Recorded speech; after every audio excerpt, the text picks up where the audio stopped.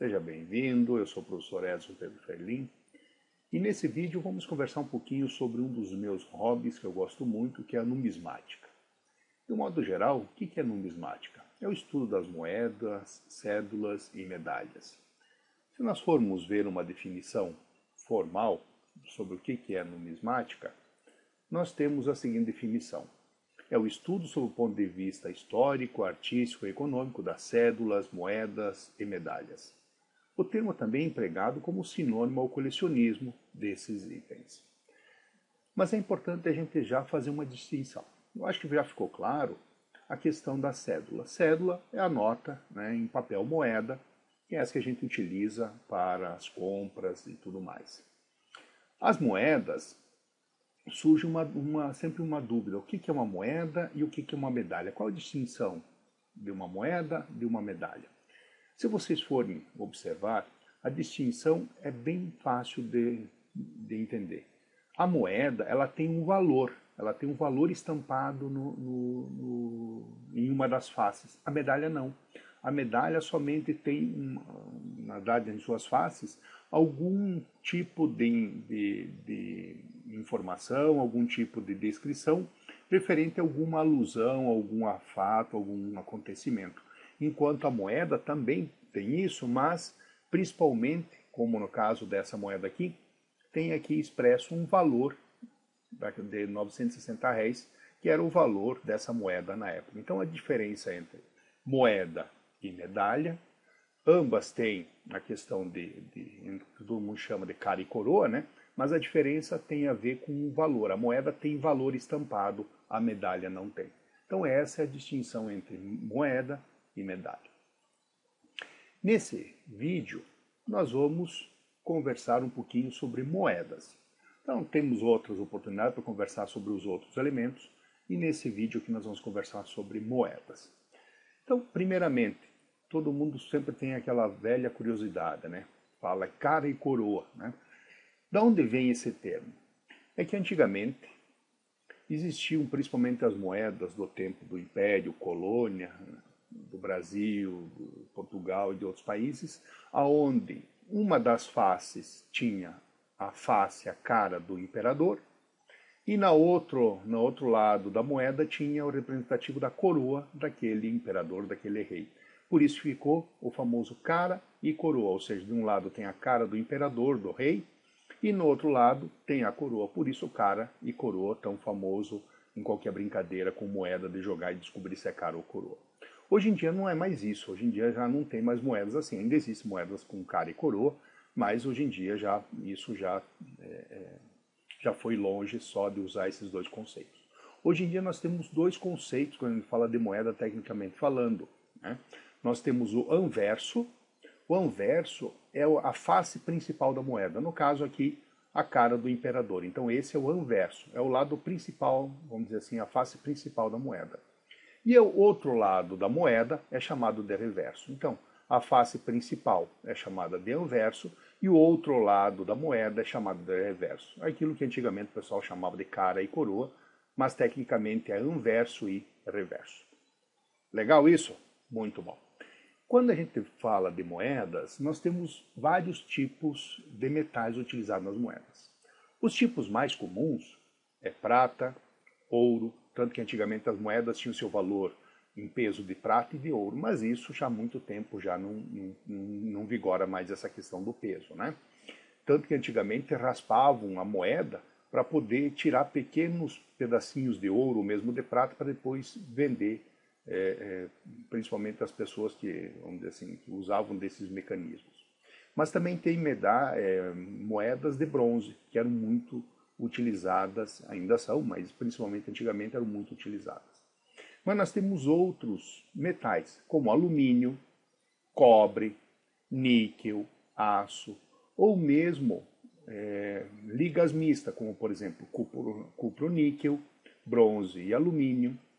E hoje em dia as nossas, principalmente aqui do Brasil, mais utilizadas são, por exemplo, as bimetálicas, que tem, por exemplo, aqui dentro um metal, no caso aço, em volta um aço revestido, ou mesmo as moedas totalmente revestidas, como essa daqui de aço revestida de cobre, que é a nossa do real. Então veja que tem diversos tipos de metais que a gente pode encontrar nas moedas, tanto nas moedas antigas quanto nas moedas atuais. Bom, se a gente for observar, existe essa organização chamada Professional Coin Grading Service, ou PCGS, que criou uma escala em termos de raridade das moedas. E como é que eles fazem essa classificação? Essa classificação tem a ver com a quantidade de moedas conhecidas. O que significa isso? Pode ser que tenha sido cunhado muitas moedas, só que se perderam. Então, ela é levada em conta a quantidade de moedas que são conhecidas, não necessariamente em função de quantas foram cunhadas, que muitas vezes a gente nem sabe dessas informações. Por exemplo, do tempo, moedas muito antigas, do tempo do Império Romano ou antes, a gente não sabe quantas moedas foram cunhadas. Hoje em dia, os bancos centrais mantêm esse número de quantas moedas foram cunhadas, que está ali registrado. Então a gente sabe, mas moedas de antigamente não tem essa informação. Por isso que se leva em conta a quantidade de moedas que se conhece, que se tem notícia. E isso dá uma escala em termos de moeda ser única, no caso só ter ela, ultra rara, até mesmo as moedas lá, mais de 1 milhão de moedas conhecidas, né, que são aquelas muito comuns. Então essa classificação ela é utilizada principalmente por essa organização, mas é bem interessante, né, para a gente ter uma ideia, né, se uma moeda é escassa, se ela é extremamente rara, enfim, a gente consegue ter uma ideia em função dessa quantidade de moedas que são conhecidas. Bom, e aí? E aí que as moedas registram situações, fatos, acontecimentos, personalidades. Por exemplo, aqui tem uma foto de uma moeda que registra um rei, por exemplo, Alexandre III, o famoso Alexandre o Grande, o rei da Macedônia, que conquistou boa parte do império conhecido naquela época, né? Então todo mundo já ouviu falar, né, do Alexandre o Grande. Está aí uma moeda representativa, alusiva a ele, né? Foi cunhado nesse período de 336 a.C. a 323 a.C. Mas nós também temos moedas alusivas a imperadores, como por exemplo aqui, moeda com a face de Constantino I, imperador romano de 306 a 337 depois de Cristo. Esse imperador particularmente é interessante porque foi a partir dele ele que tornou o cristianismo como religião oficial do Império Romano. Até esse período, os cristãos eram perseguidos, eram jogados nos coliseus para serem devorados pelos leões como uma forma de atração para o povo. Então, é muito representativo, mas o principal fato é que traz, né, consegue-se ter uma ideia de como era a face, né, como era a fisionomia no caso dos imperadores, no caso aqui do Constantino I, que até tem aqui uma estátua dele. Mas nós também temos moedas que fazem alusão a presidentes, como por exemplo essa moeda aqui, fazendo alusão ao presidente Getúlio Vargas, presidente aqui do Brasil, no período de 38 a 47.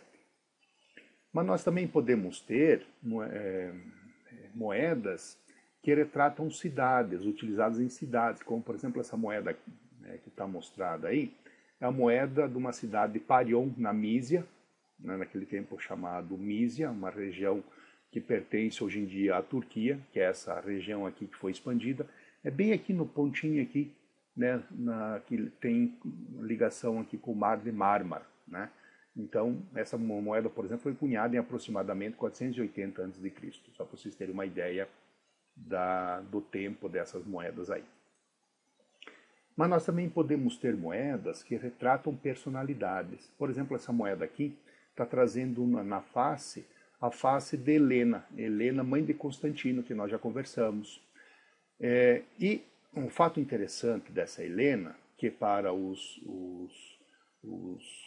católicos, os cristãos, é muito considerada, porque é considerada inclusive santa para os católicos, porque foi ela, a insistência dela, que tornou possível que o cristianismo fosse considerado a religião oficial no Império Romano por Constantino I. Até aquele período, os cristãos eram perseguidos, né? Só lembrando disso. E ela sempre é representada com uma cruz, segurando uma cruz. Por quê? Porque ela, durante a vida dela, ela, segundo conta a lenda, ela foi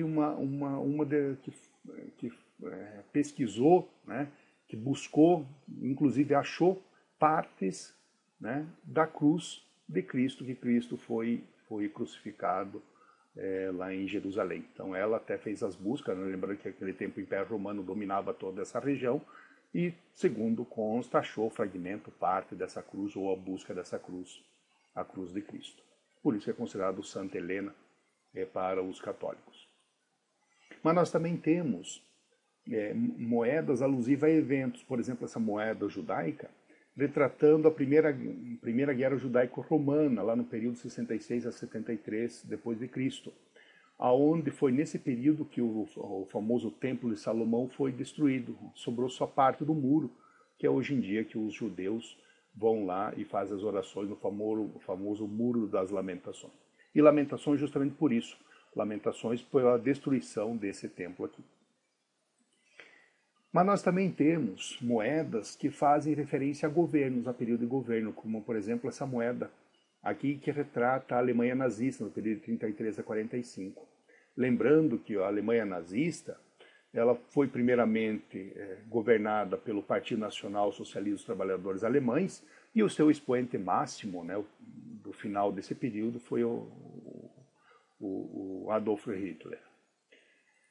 Mas nós também temos moedas comemorativas, e aqui nós temos duas moedas comemorativas aqui do Brasil, em alusão aos Jogos Olímpicos de 2016, Jogos Olímpicos e Paralímpicos, né? E tem várias moedas dessas que estão disponíveis aí no mercado, e você provavelmente deve encontrar alguma delas, ou já pegou, ou tem uma delas em mãos. E são moedas que estão em circulação, mas são comemorativas. Mas isso não é uma coisa nova. Se nós pegarmos, por exemplo, mesmo desse Constantino I, nesse período 330 a 333 depois de Cristo, ele cunhou essa moeda comemorativa a Roma, aonde tem aqui uma efígie representativa a Roma, e no reverso trazendo aqui o Rômulo e Remo sendo alimentados pela loba, como todo mundo sabe a história, né? Teriam sido os dois fundadores da cidade de Roma, o Rômulo e Remo. Mas nós também temos, por exemplo, aqui no Brasil, tem algumas moedas que trazem profissão ou atividade, como por exemplo essa moeda do Cruzado Novo, que retrata a atividade, a profissão de pescador. Podemos também ter moedas que fazem alusão, fazem referência a animais, por exemplo essa aqui, ou a fauna, né? Essa aqui representando a onça pintada, lá do tempo dos Cruzeiros Reais, né, trazendo referência à onça pintada. Ou mesmo a agricultura ou a flora, no caso aqui representando o café, uma moeda do tempo dos Cruzeiros Reais. Então, achou legal? Bom, a lista continua, ok? Por isso, descubra outras situações. E veja como é interessante essa questão da numismática. E lembre-se, as moedas contam história. Ok? Nos vemos no próximo vídeo para conversarmos sobre outras temáticas. Inscreva-se no canal, dê um like.